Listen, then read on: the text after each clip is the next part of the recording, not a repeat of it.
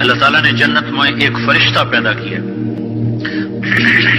جس دن وہ فرشتہ پیدا ہوا ہے اس دن سے آج تک وہ جنت والوں کے لیے زیور بنا رہا ہے. تمہارے سارے شوق اللہ آگے پورے کر دے گا. اور وہ سانچے جن سانچوں میں وہ زیور ڈھالا جا رہا ہے، وہ سانچا سورج کو دکھائیں تو سورج نظر نہ آئے تو وہ زیور کیسا ہوگا جو اللہ اپنے بندیوں کو پہنائے گا. یحلون وحلوا اساور من فضة یحلون فیہا من اساور من ذهب ویلبسون ثیابا خضرا. سونے کے کنگن، سبز ریشم کے جوڑے جن کا تانا بانا اللہ تعالیٰ کے امر کن سے نور کے دھاگے سے بنایا جائے گا. اور وہ 100 جوڑے بھی پہن لے تو اس کا کوئی وزن نہ ہوگا. یہاں ایک ویسٹ کوٹ ہی پہن لو تو اس کا بھی وزن محسوس ہوتا ہے، وہاں 100 جوڑے بھی پہنو گے تو اس کا وزن کوئی نہ ہوگا. ہر جوڑے کا رنگ روپ دوسرے سے جدا ہوگا. اب لو زندگی کا مزہ. موت مر گئی سدا زندہ رہو، بڑھاپے چلے گئے سدا جوان رہو، بیماریاں چلی گئیں سدا صحت مند رہو، فقر غربت چلی گئی سدا مالدار رہو. اور کھانے کی لذتیں اٹھاؤ، بہانہ ختم کر دیا گیا. پینے کی لذت اٹھاؤ، پیشاب ختم کر دیا گیا. جتنا کھا لے بہانہ نہیں، جتنا پی لے پیشاب نہیں.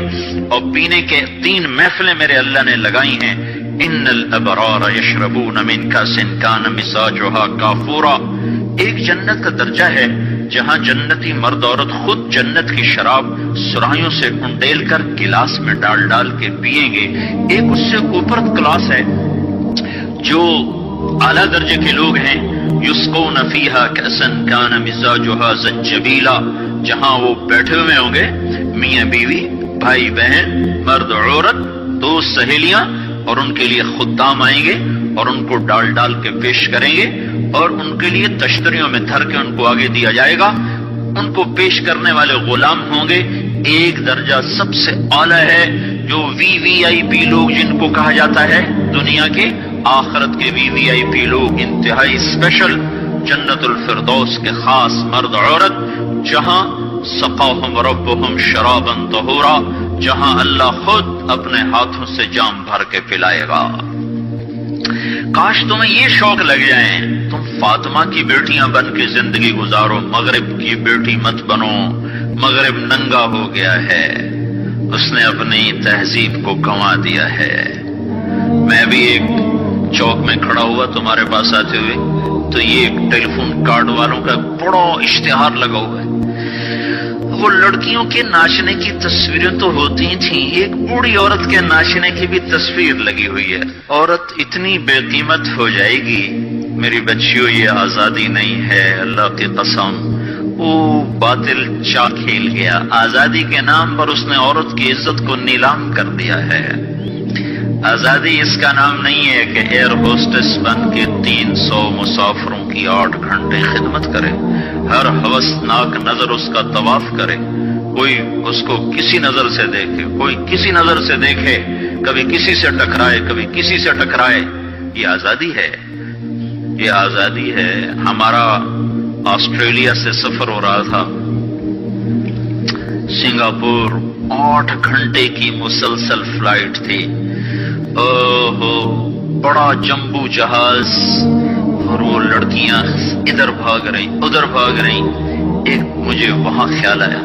دوسری دفعہ ہمارا سفر نیو یارک سے تھا. نیو یارک سے ہم چلے اور قاہرہ ہم اترے. قاہرہ 11 گھنٹے کا مسلسل جہاز کا سفر، مسلسل 11 گھنٹے ایک ٹانگ پہ کھڑے ہو کے لڑکیاں بھاگ رہی، وہ لڑکے ایئر ہوسٹس بھاگ رہی ہیں، اور اس کے ساتھ 300-350 کا مسافر جہاز ہے.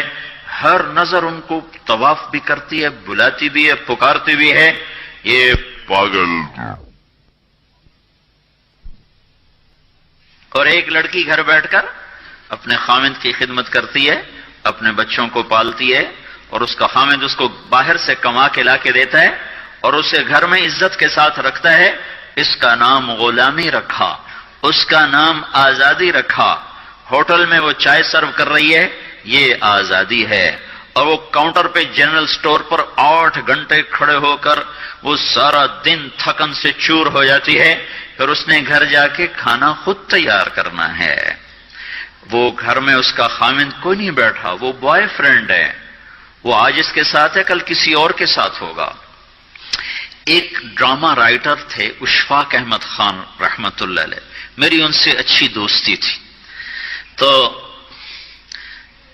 جب ایک دفعہ ہماری ان سے ملاقات ہوئی، جنید جمشید نے ان دنوں تازہ تازہ گانا چھوڑا تھا، توبہ کی تھی، تو وہ ابرار مجھے ملنے کے لیے، ابرار یہ جو آج کل گانے گاتے وہ مجھے ملنے کے لیے آئے.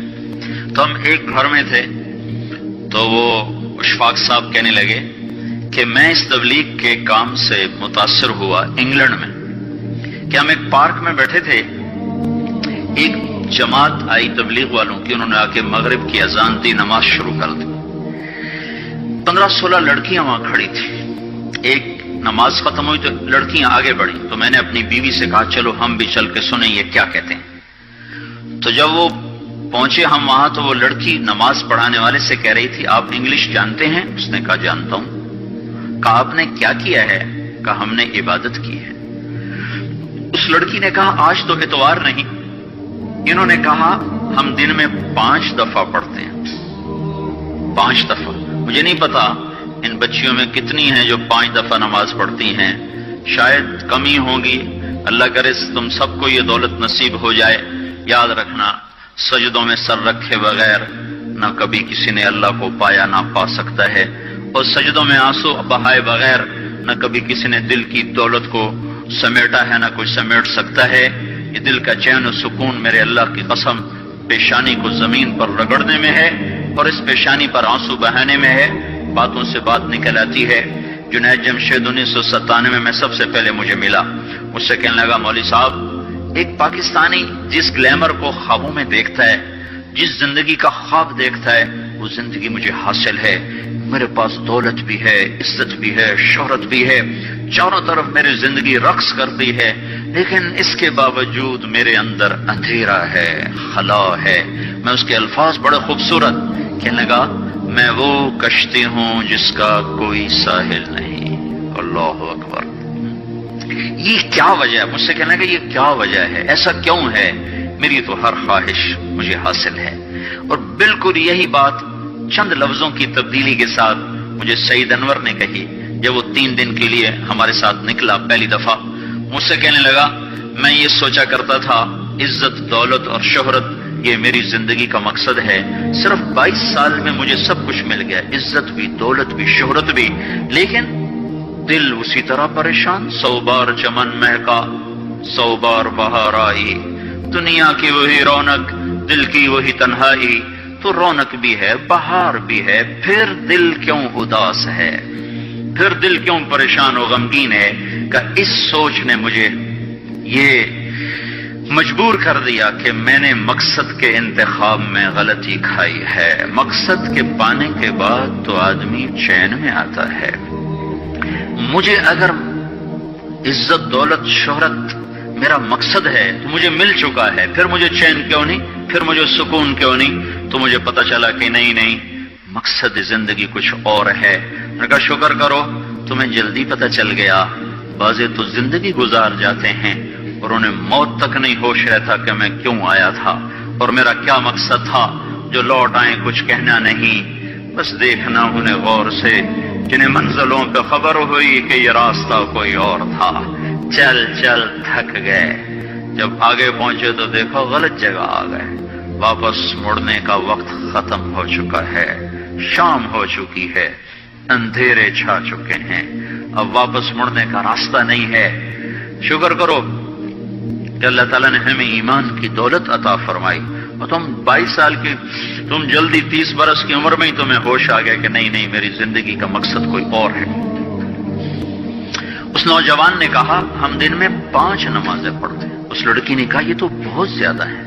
تو اس نوجوان نے کہا، لمبی خیر بات ہو جائے گی، آخری بات بتاتا ہوں. تو جب وہ بات ختم ہو گئی تو اس لڑکی نے آگے ہاتھ بڑھایا کہ اچھا خدا حافظ. تو اس نوجوان نے کہا میں آپ کو یہ ہاتھ نہیں لگا سکتا. اس لڑکی نے کہا کیوں؟ کہا یہ ہاتھ میری بیوی کی امانت ہے، یہ صرف اسی کو چھو سکتا ہے اور کسی کو نہیں چھو سکتا.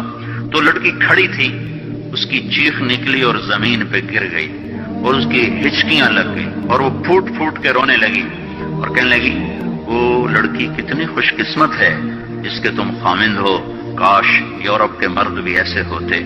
اور روتی ہوئی آنسو بہاتی ہوئی اٹھ کے چل دی. تو اشفاق مرحوم کہنے لگے میں نے اپنی بیوی سے کہا بانو آج وہ تبلیغ ہوئی ہے کہ لاکھوں کتابیں چھپ کر بھی وہ پیغام نہ پہنچتا جو یہ لڑکا اپنے عمل سے پہنچا گیا. تو ہمیں ایک زندگی کا میرے عزیزوں مقصد ملا ہے. اللہ ہماری منزل ہے. ہم اللہ کو سامنے رکھ کے زندگی گزارنے والے ہیں. ہم آزاد زندگی گزارنا یہ کامیاب زندگی ہے. تو کہیں ایسا نہ ہو کہ میرا اللہ کہہ دے وَامْتَازُوا الْيَوْمَ أَيُّهَا الْمُجْرِمُونَ، ان کو الگ کر دو اور مجرموں کی صف میں کھڑا کر دو، تو پھر کوئی حال نہ ہوگا. ہائے اللہ کے نبی نے کہا کتنی عورتیں ہوں گی جن کو سر کے بالوں سے فرشتے پکڑ کے گھسیٹ رہے ہوں گے اور وہ کہیں گی ہائے ہمیں بچا لو، ہائے ہمیں بچا لو. اور کتنے مرد ہوں گے جن کے جبڑوں میں ہاتھ ڈال کر فرشتے ان کو گھسیٹ رہے ہوں گے، وہ کہیں گے ہائے ہمیں بچا لو، ہائے ہمیں بچا لو. تو اس وقت اللہ کہے گا اولم نعمرکم ما یتذکر فیہ من تذکر وجاءکم النذیر. میرے بندے یہ چند آنسو دنیا میں بہا لیتا، جو آج تو کر رہا ہے تو ہائیاں دے رہا ہے، یہ تو دنیا میں دے لیتا تو آج اپنے رب کی رحمت کو دیکھتا. تجھے بتانے والے بھی آئے تھے، تمہیں سمجھانے والے بھی آئے تھے، لیکن تو مذاق اڑاتا رہا، تو ان کے ساتھ مستیاں کرتا رہا. آج دیکھ ایمان والے کتنے اونچے جا رہے ہیں، جنہوں نے مجھے راضی کیا وہ کتنی بلندیوں کا سفر کر رہے ہیں، اور ان کے ساتھ میں کیا کرنے لگا. یہ کامیابی اس کو ملے گی جو اپنا سب کچھ اپنے اللہ پر لگا دے گا. وہ اپنا سب کچھ اللہ کے محبوب صلی اللہ تعالی علیہ وسلم کے طریقے پر لگا دے گا. یہ کامیابیاں اس کا مقدر ہیں. یہ زندگی چند روزہ ہے اور آج ایک سیلاب ہے میرے عزیز و مغرب کی تہذیب کا. اس انٹرنیٹ نے اور اس ٹی وی نے اور اس میڈیا نے ہم سے ہمارا سب کچھ چھین لیا ہے. سب کچھ ہمارا چلا گیا ہے، اور سوائے اچھل کود کے، کھیل کود کے اور زندگی کی کوئی منزل نہیں رہی. میں آپ سب کے سامنے یہ درخواست کرتا ہوں کہ اپنی زندگی کی منزل طے کرو. پہلے یہ سوچو اور سمجھو کہ یہ صبح، یہ شام، یہ دن، یہ رات، یہ جو گزر رہے ہیں مجھے کہاں لے جا رہے ہیں، میرا سفر کدھر کا ہے، میں کہاں جا رہی ہوں، میری آخری منزل کیا ہے. اس کے مطابق اپنی زندگی کی ترتیب بناؤ. میرے آپ کے نبی نے فرمایا الکیس من دان نفسہ وعمل لما بعد الموت. سمجھدار وہ نہیں جو مشہور ہو جائے، جو عزت اور دولت کو اکٹھا کرے. سمجھدار وہ ہے جو اپنی آخرت کا سامان تیار کرے اور اپنی موت کی تیاری کرے. اس پر جو جم جائے گا وہ دنیا اور آخرت میں کامیاب ہے. جو اس سے ہٹ جائے گا وہ ہلاک و برباد ہے. فرعون جیسا ظالم بادشاہ جس نے بچے ذبح کر دیے، اس کے دربار میں اس کی بیٹی کی ایک خادمہ تھی، باندھی تھی. اس نے چپکے کلمہ پڑھ لیا، وہ مسلمان ہو گئی، وہ ایمان لے آئی. ایمان ایسی دولت ہے جو چھپے نہیں چھپتا، وہ نظر آتا ہے. جہاں نظر آتا ہے وہاں روشنیاں پھیل جاتی. میں جب سے کالج چھوڑا میں کبھی ہوٹلوں میں نہیں گیا. یہ 5 اسٹار ہوٹل کا اس وقت ہم جایا کرتے تھے جب کوئی وہاں جانے کا نام نہیں لیا کرتا تھا. چھوٹی عمر میں لاہور چلے گئے، ماں باپ جیب میں پیسے ڈال دیتے تھے، وہ سمجھتے تھے پڑھ رہے ہیں، ہم کچھ اور کاموں میں ہوتے تھے. تو پھر اس کے بعد میں زندگی میں پہلی دفعہ گیا. ہمارے ایک دوست تھے، ان کی بیٹی کی شادی تھی. تو میں کبھی نہیں جاتا ایسے موقعوں پر اس قسم کی جگہ پر، لیکن اس نے میری اتنی منت کی کہ میں شرمندہ ہی ہو گیا. میں نے کہا اچھا بھائی میں آ جاؤں گا. اور پھر اس نے مجھے تسلی دلائی کہ وہاں سارا الگ الگ ہے، عورتوں کا انتظام الگ ہے، مردوں کا الگ ہے. پی سی لاہور میں. تو میں نے کوئی 30-32 برس کے بعد اس ہوٹل میں قدم رکھا. ماضی کے دھندلکوں میں جھانکتے کتنی صبحیں کتنی شامیں وہاں گزری ہوئی تھیں غفلت کی. تو میں جب وہاں سے نکلنے لگا کھانے کے بعد تو عورتیں نکل رہی تھیں، اکثر بے پرد تھیں. تو وہاں گیلری میں مجھے کسی نے روک لیا، وہ مجھ سے بات کرنے لگ گیا، میں کھڑا ہو گیا، دائیں بائیں کچھ اور عورتیں کھڑی تھی، اتنے میں سب کی نظر پیچھے لگی، عورتوں کی بھی مردوں کی بھی۔ تو مجھے سمجھ میں نہیں آیا کہ یہ نظریں پیچھے کیوں اٹھ رہی۔ کیا دیکھا، میرے قریب سے ایک خاتون گزری جو سر سے لے کر پاؤں تک مکمل برقعے میں، ہاتھوں پہ بھی دستانے تھے اور پاؤں میں جرابیں تھیں، اور ایک بالکل سادہ سا برقع انہوں نے پہنا ہوا تھا۔ جب وہ گزری ہے تو ایک دم سناٹا چھا گیا، سارے عورتوں پر بھی، سارے مردوں پر بھی۔ تو مجھے اس وقت خیال آیا کہ یہ حق ہے، یہ سورج جب چمکتا ہے تو ہر ایک کو اس کی روشنی نظر آتی ہے۔ وہ عورت اتنے اعتماد سے گزری، ورنہ ایسے ماحول میں تو جنہوں نے پردے کیے ہوتے ہیں وہ پردے اتار دیتے، سر سے دوپٹے اتار دیتے، وہ اس میں اس طرح گزری، سب کی نظریں شرم و حیا سے جھک گئیں۔ وہ عورتیں جن کے دوپٹے کہیں جا رہے تھے ان کی بھی نظریں شرم و حیا کی وجہ سے جھک گئیں۔ یہ مسلمان عورت کی پہچان ہے، یہ فاطمہ کی بیٹی ہے، یہ خدیجہ کی بیٹی ہے، یہ مغرب کی ننگی بیٹی نہیں ہے کہ جہاں ماں بیٹی کا تصور ختم کر دیا گیا ہے، اب وہ گندگی ہماری طرف پھینکنا چاہتے ہیں، وہ ہمیں یہ گند چاٹنے پر لگانا چاہتے ہیں، اور ہم اللہ کی منت کر رہے ہیں، یا اللہ تو اس نظام کو توڑ دے۔ ہماری تو بے بسی ہے، ہماری بیٹیوں کے سر سے دوپٹے اتر گئے، کپڑے مختصر ہو گئے، عجب حال ہے۔ حیا پتہ نہیں کہاں ہی روٹ کے چلا گیا، نظر ہی نہیں آتا۔ پہاڑوں میں جا کے بھی ڈھونڈا، وہاں بھی نہیں ملا، صحراؤں میں گئے، دریاؤں میں گئے، کہیں نہیں ملا۔ کبھی ایک صفت ہوا کرتی تھی، آج پتہ نہیں کہاں سے ملے گی، کس بازار سے ملے گی، وہ منڈیاں ہی بند ہو گئیں۔ جس قوم کی بچیاں ناچ گانے کو اپنا شعار اور شوق بنا لیں، ان کی نسل سے اب خالد بن ولید نہیں پیدا ہو سکتے، ناچنے والے ہی پیدا ہوں گے۔ محمد بن قاسم نہیں پیدا ہو سکتے، طارق بن زیاد نہیں پیدا ہو سکتے۔ یہ جلد سے جلوس نکل رہے ہیں نا توہین رسالت پر، تو مجھے اس پر اور رونا آ رہا ہے کہ یہ دیوانے کیا کر رہے ہیں، اپنی دکانیں جلا رہے ہیں، اپنے ہی گھر جلا رہے ہیں، غریب لوگوں کے موٹر سائیکل جلا رہے ہیں۔ مجھے صلاح الدین یاد آیا، میں بہت رویا۔ وہ بھی کسی ماں کا جنا ہی ہوا تھا۔ اس کے زمانے میں کرک، ایک ہمارے پاکستان میں کرک ہے، ایک اردن میں کرک ہے، اونچی پہاڑی پر وہ شہر ہے، بڑا دشوار قلعہ ہے۔ اس پر ایک حکمران تھا عیسائی، اس کا نام تھا ریجنالڈ۔ تو کرک کے قریب سے قافلے گزرتے تھے حج کے، تو اس نے ایک دفعہ حاجیوں کے قافلے پہ حملہ کیا اور کہنے لگا بلاؤ اپنے محمد کو تمہاری مدد کرے، اور سارے حاجیوں کو تعطیل کر دیا۔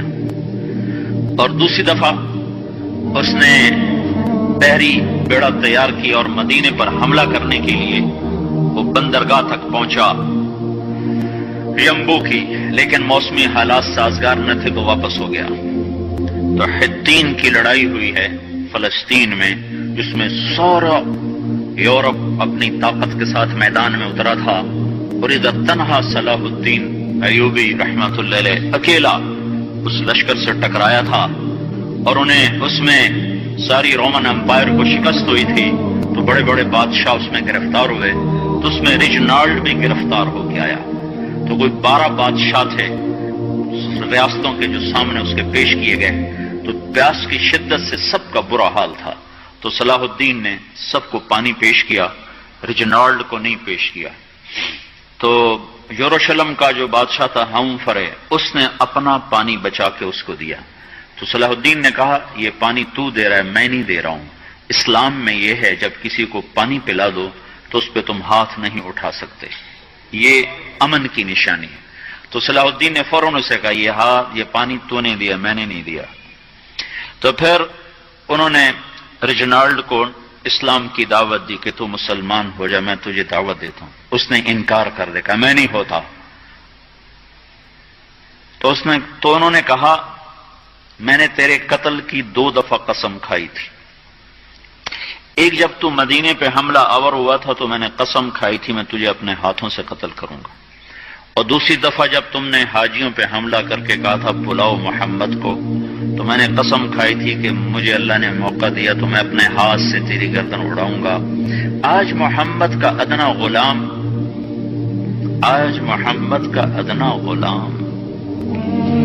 تیری اس بات پر یہ فریضہ ادا کرنے کے لیے آ رہا ہے، اور اپنی تلوار سے اس کی گردن اڑائی، وہ پیچھے لٹک گئی، پوری نہیں اڑی، پیچھے لٹک گئی، خوفناک منظر بن گیا۔ تو سارے بادشاہوں پہ کپ کپی طاری ہو گئی۔ تو صلاح الدین فرمانے لگے ہمارے مذہب میں یہ نہیں ہے، بادشاہوں کے ساتھ ہم بادشاہوں جیسا ہی سلوک کرتے ہیں، پر یہ حدود سے آگے چلا گیا تھا۔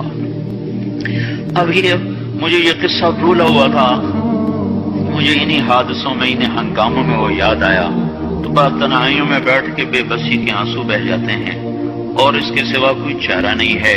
ہماری ساری نسل موسیقی میں ڈوب چکی ہے، جو بدن سرتال پہ تھرکتے ہوں، جو بدن موسیقی کے اوپر ہلتے ہوں، رقص میں آتے ہوں، ان پہ کانٹے ہی اگیں گے، ان پہ صلاح الدین کا پھول نہیں اگ سکتا، ان میں محمد بن قاسم کے پھول نہیں اگ سکتے۔ پانچ ہو گئی ہے ہماری نسل، اور یہ یورپ کا سحر جو چل گیا ہے، ہماری بے بسی ہے، ہماری بے بسی ہے۔ میں تو بس منت ہی کروں گا، اپنے آپ کو پہچانو، اپنی ہستی حیثیت کو پہچانو، اپنی نسبت بدلو۔ تمہاری نسبت یورپ کے ساتھ ہو کے اگر موت آئی بے قیمت ہو جائیں گے، اگر مدینے والے کی نسبت مل گئی تو حضرت فاطمہ کے دائیں بائیں تمہیں بھی کھڑا کر دیا جائے گا، حضرت خدیجہ کے دائیں بائیں تمہیں بھی کھڑا کر دیا جائے گا۔ چند دن ہیں، صبر کر لو، گھٹ گھٹ کے مر جانا ہی بیٹیوں کی روایت ہے۔ مشرق کی بیٹی، اس نے گھٹ گھٹ کے مرنا ہی سیکھا ہے۔ ہاں، یہ آزادی، یہ آوارگی، یہ مغرب کی عورت کا خاصہ ہے، اور 18ویں صدی تک مغرب میں بھی کوئی عورت ایسے ننگی نہ تھی، اور گھر کی زندگی تھی۔ 1792 میں لندن میں ایک عورت تھی، میری والسٹون کرافٹ، اس نے آزادی نسواں پر سب سے پہلے کتاب لکھی تھی کہ عورتوں کو آزاد کیا جائے۔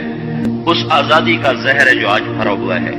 پھر اسی لندن میں 1792 1998 200 سال گزرے کہ اسی انگلینڈ کا سروے کیا گیا، عورتوں سے پوچھا گیا تم گھریلو خاتون بن کے رہنا چاہتی ہو جو اسی طرح جیسے آج زندگی ہے؟ 98% عورتوں نے کہا ہم گھر کی خاتون بن کے رہنا چاہتی ہیں، لیکن ہمیں خامند میسر نہیں ہے، ہمیں بوائے فرینڈ ملتے ہیں جو ٹیشو پیپر کی طرح مسل کے ہمیں پھینک دیتے ہیں۔ تو اس غلاظت کا انہیں بھی پتہ چل چکا ہے، لیکن اب وہ نکل نہیں سکتے۔ جو نکالنے والے تھے وہ خود اس پر ریچھ گئے۔ نکالنا ہم نے تھا، ایمان والوں نے، ہم خود اس زندگی پر ریچھ گئے ہیں۔ اپنے آپ کو نکالو اس دلدل سے۔ ہماری بیٹی کی عزت یہ نہیں ہے کہ وہ زینت محفل بن کے بیٹھی ہو، ہماری بیٹی کی عزت یہ ہے کہ اس کا ناخن بھی نظر نہ آئے۔ ہماری معراج یہ نہیں ہے کہ وہ اسٹیج پہ ناچ رہی ہو، ہماری معراج یہ کہ وہ رات کی تنہائی میں قرآن کے سامنے بیٹھ کے رو رہی ہو۔ مجھے یاد ہے بچپن میں ہم چھوٹے چھوٹے تھے، ہمارے باپ ہمیں زبردستی مسجد لے جایا کرتے تھے،